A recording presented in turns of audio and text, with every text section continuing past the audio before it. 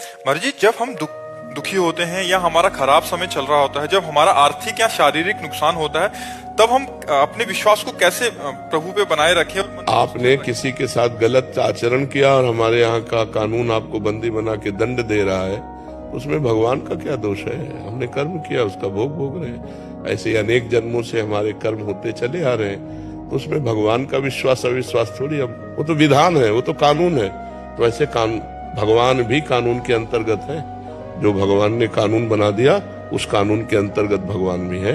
जैसे राष्ट्रपति हो या प्रधानमंत्री हो, हमारे भारतीय संविधान के विरुद्ध आचरण बन जाए तो उनको भी जेल जाना पड़ेगा, नहीं जाना पड़ेगा?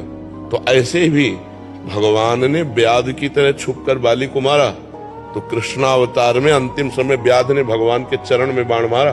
कानून के बाहर नहीं है, जो कानून बना दिया उसके अंतर्गत है।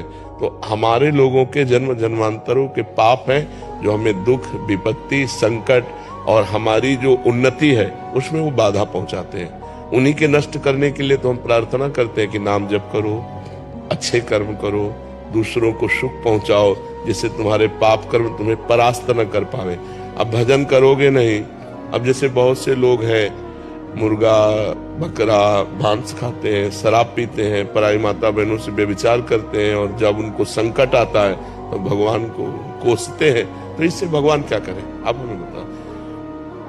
तुम्हें खेती दे दी गई, बीज दे दिए गए, अब बम्बुल बो कि दाग छुआरा बो, ये तुम्हारी बुद्धि की बात है। अब वो बम्बुल और चाहो दाग छुआरा, तो ऐसा तो नहीं हो सकता। ऐसे ही करो कर्म असत पाप कर्म और फल चाहो सुख, तो ऐसा नहीं हो सकता।